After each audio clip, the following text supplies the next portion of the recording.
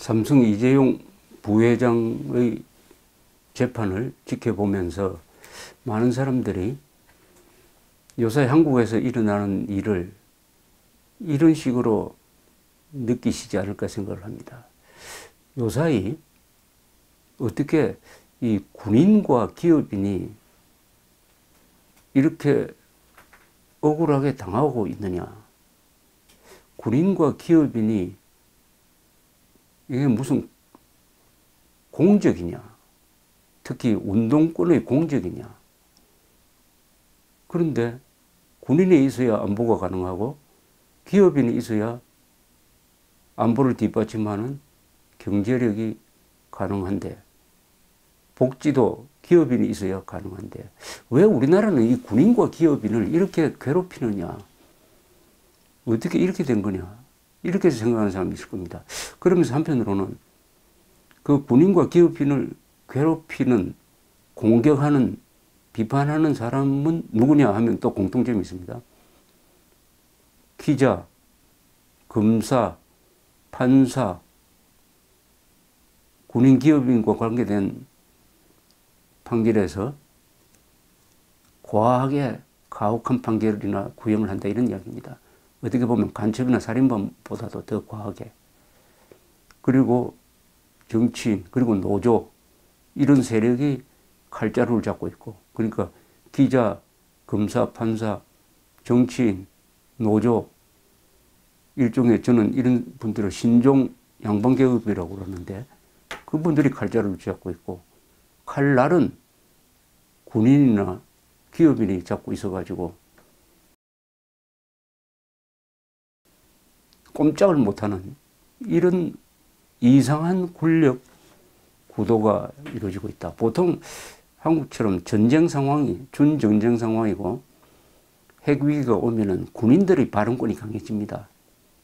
왜냐하면 국민들이 군인들에 기대하는 게 있거든요. 제발 우리나라를 잘 지켜주십시오. 그리고 기업인들의 발언권도 강해집니다. 국방비를 많이 내야 되니까 기업인들이 열심히 일해가지고 세금을 많이 내줘야 될 거 아닙니까? 자연히 공동체가 생존하기 위해서 본능적으로 군인과 기업인을 소중하게 여기게 됩니다. 이 국가 위기, 안보 위기, 경제 위기가 오면 우리나라는 거꾸로 가고 있어요. 심지어 불법 민간인 시위대가 사드 기지를 포위를 해가지고 군인차를 검문을 한다. 그렇게 해도 군인은 속수무책이다. 경찰도 군인 편이 아니다. 이렇게 돼 있는 거 아닙니까? 지금 삼성전자라는 회사는 올해 어마어마한 이익을 남기고 있습니다. 세계 시가 증권시장의 평가로서 세계에서 가장 큰 회사는 애플입니다. 애플보다 더 많은 수익 남기고 있고 최근에는 삼성전자의 일부인 반도체 분야에서 반도체 하나만 가지고 수십 년 동안 반도체 분야에서 세계 1등이었던 인텔을 매출액에서 앞섰습니다. 그 삼성전자와 삼성그룹의 원 대체로 수출의 한 20% 담당하고 GDP의 10%를 담당한 회사입니다. 세금도 뭐 가장 많이 내죠. 그런데 아무리 생각해도 저게 무슨 뇌물이 되겠느냐? 뇌물죄를 적용해가지고 지금 재판을 받고 있습니다. 이것은 기업인이라고 봐주자는 것이 아니라 기업인이기 때문에 더 가중처벌을 받는 거 아니냐 하는 생각이 듭니다. 군인들도 마찬가지죠. 군인들도. 그러면 이것을 뒷받침하는 한국 사람들이 독특한 뭐가 있느냐? 즉 군인을 미워하고 돈벌이 하는 사람을 미워하는 성격이 좀 있는 거 아니냐? 사실 있습니다. 있어요. 군인과 장사해서 돈 버는 기업인을 경멸하는 의식이 한 600년 동안 한국 사람의 머리를 지배를 했습니다. 1391년에 조선이 개국해가지고 조선 왕조의 주도권을 잡았던 사람들은 주자학 주작자들이었습니다. 주작. 이 주작이라는 게 관념론인데 그 사람들이 만든 신분 질서가 상공농사입니다. 산업공사입니다. 산업공사. 선비가 최고고 권력을 잡아야 되고 그 다음에 농사 짓는 사람, 그 다음에 장사하는 사람하고 물건을 만드는 사람은 하층민 취급을 받았습니다. 군인은 여기에 들어가지도 않았어요. 그러니까 오로지 말과 글로서 세상을 바라보고 그 사람들이 과거시험 쳐서 권력자가 된 다음에 돈벌이 하는 사람, 기술자, 군인들을 멸시해 가면서 나라를 이끌려고 하니까 이 제대로 되겠습니까? 부국강병이 아니라 빈국 약병이 돼버린 거죠. 그러다가 결국 식민지로 만들어버렸습니다만은 이 전통, 과거시험 합격자의 전통이 어디로 지금 계승되고 있느냐? 저는 기자, 검사, 판사, 노조, 정치인들이 바로 과거 조선을 망친 양반의 속성을 그냥 이어받고 있다고 생각합니다. 이렇게 눌려 살았던 상공, 군인들이 그래도 길을 펴던 시절이 있었습니다. 그것은 대한민국이 건국되고 나라를 만들려고 하니까 사관학교를 만들어서 장교들을 배출하기 시작했습니다. 그리고 일제시대에 태평양 전쟁에 가서 전쟁을 경험한 사람들이 군인을 만드는데 군대를 만드는 참군 과정에 참여하게 되었습니다. 전투 경험자가 한국군을 만들게 되었습니다. 또 이승만 대통령이 군인의 후견자가 되었습니다. 그리고 기업인의 후견자가 됐어요. 그러니까 그동안 우리 역사 속에서 눌려 있었던 예컨대 이순신이 그렇게 잘 싸우면서도 불려가서 고문받고 그 사람 고문한 사람들이 다 이 민간인들입니다.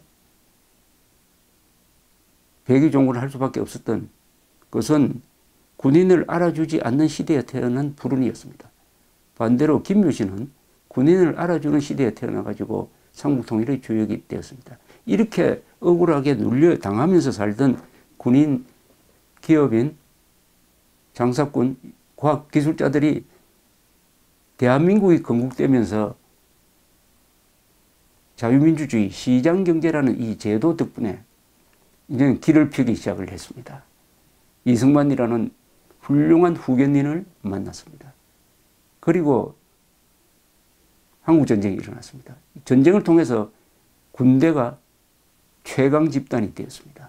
60만으로 늘어나고 군 장교들은 미국 유학을 가서 많은 신진 문물을 배우고 큰 조직을 운영해보고 여기를 통해서 자연스럽게 국군 장교단이라는 엘리트가 양성이 되고 이 사람들이 굉장히 개혁적 마인드를 갖게 되었습니다. 이 사람들이 1961년 5.16을 통해서 군사혁명을 통해서 정권을 잡았습니다. 당시에 두 지도자 박정희, 김종필은 당시에 한국인 중에서 가장 능력이 뛰어난 두 사람이었습니다.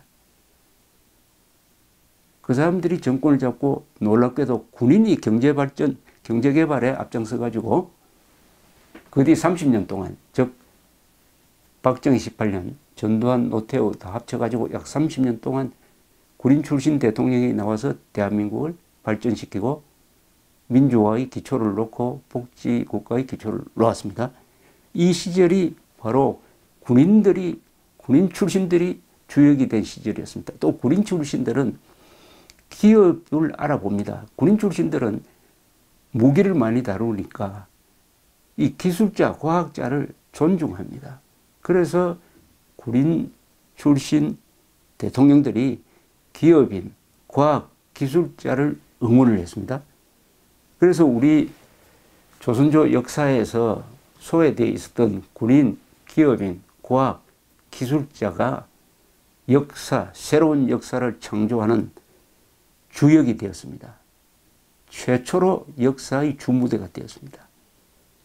그러다가 1987년을 기점으로 해가지고 한국이 민주화가 된 과정 속에서 과거 조선조를 이끌었던 그 양반 선비들하고 비슷한 사람들, 비슷하다는 것은 첫째, 말과 글은 잘 아는데 실천력이 부족하다. 명분론, 도덕론, 총론은 강한데 실천력이 약하고 강론에는 약한 이런 집단이 권력을 잡게 되었습니다. 이 권력을 잡은 사람이 누굽니까? 기자, 선동적 기자, 정치적 검찰, 여론 눈치 보는 판사,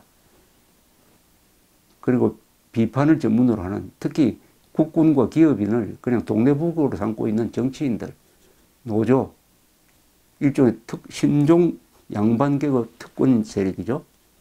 이 사람들이 권력을 딱 잡으니까 이때부터 군인과 기업인들이 이렇게 당하는 위치로 가버리고 말았습니다. 한국 사람, 보통 사람들도 군인과 기업 부자를 싫어하죠. 저도 어릴 때 보면은 옆에서 이병철 씨를 돈병철이라고 욕을 한 소련들까지 돈이 많다는 걸 무슨 죄인시 해가지고 돈병철이라고 욕을 하고 다녔습니다. 조선조에서는 군인은 아예 사람 취급을 안 하는 시절도 있습니다. 이렇게 해서 이승만, 박정희, 전두환, 노태우 이 시절에 그나마 군인과 기업인들이 복권이 되어가지고 열심히 일하다가 다시 민주화로 넘어가면서 여러 번 당합니다. 여러 번 당하십니다. 군사문화는 나쁜 것이다 하는 동의어로 되어버렸습니다. 군사문화가 왜 나쁩니까? 세계 역사를 보면은 군사문화가 강한 나라에서 민주주의가 나오고 산업혁명이 가능했던 것입니다. 유럽에서는 왕이 다 군인이었습니다. 귀족이 다 기사 집단이었습니다. 그 사람들이 산업혁명을 하고 민주주의를 만들어내었습니다. 그러나 민간인들이 정치하던 데서는 산업혁명도 안 되고 민주주의도 안 된 겁니다. 우리나라도 군인 출신 대통령 집권 기간 30년이 없었으면 우리나라도 민주화와 복지 국가는 불가능했을 것입니다. 불가능했을 것입니다. 자, 이렇게 해가지고 지금 군인이 당하고 기업이 당하고 하는 이런 풍조가 되어버렸습니다. 이런 풍조가 확산되면은 조선조의 재판이 될 것입니다. 조선이 왜 망했습니까? 아니, 명성황후, 그 당시에는 민비지만은 민비가 궁전에서 일본 깡패한테 시해를 당했지 않습니까? 그 다음에 겁이 난 고종은 러시아 영사관으로 도망을 가가지고 거기 1년 동안 숨어 있었다. 이 꼴을 당하니까 망하지 않을 수 있습니까? 왜냐? 병력이 부족했어. 무력이 부족해서 망한 겁니다. 무력. 그럼 무력이 왜 부족하냐? 군대를 건설하려면 돈이 있어야 돼요. 돈이.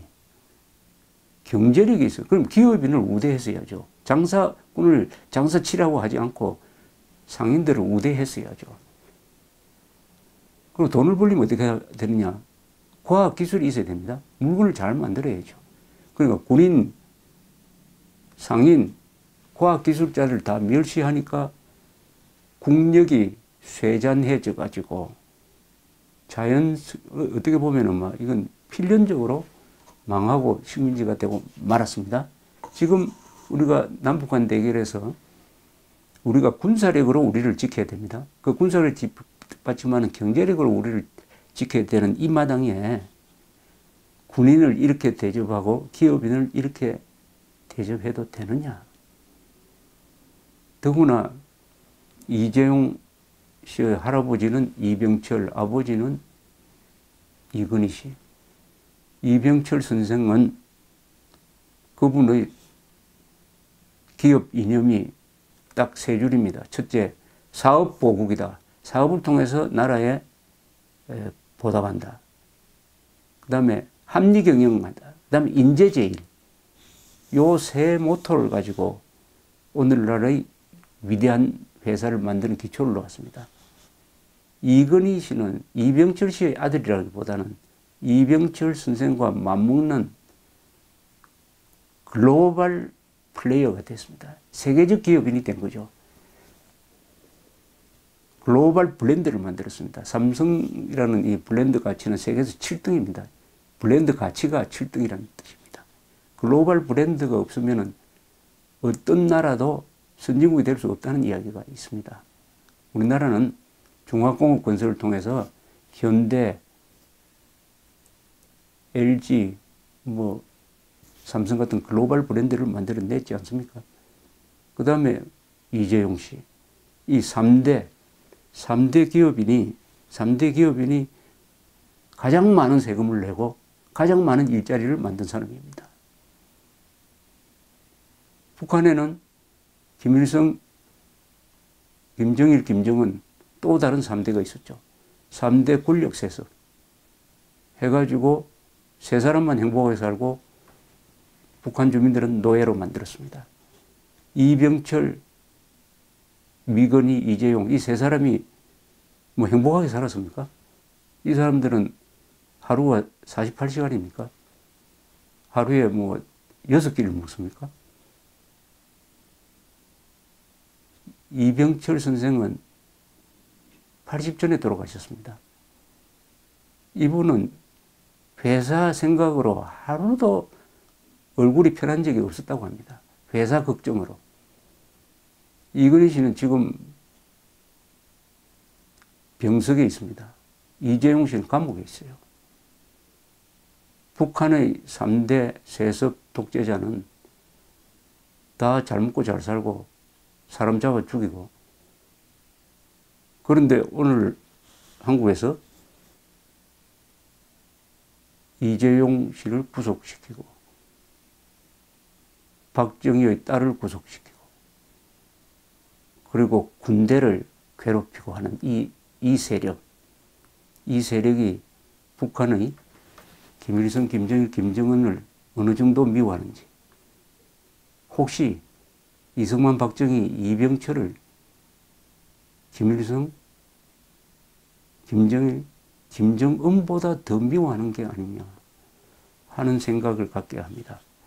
이병철의 손자 박정희의 딸을 우리 한국인들이 과연 이렇게 대접하는 게 맞는 건지, 군인과 기업인을 이렇게 대접하면은 그게 나라 발전에 도움이 되는 건지 한번 한국에 책임 있는 사람, 권력을 가진 사람, 붓대를 놀리는 사람이 한번 곰곰이 생각할 때가 아니냐 이렇게 생각됩니다. 감사합니다.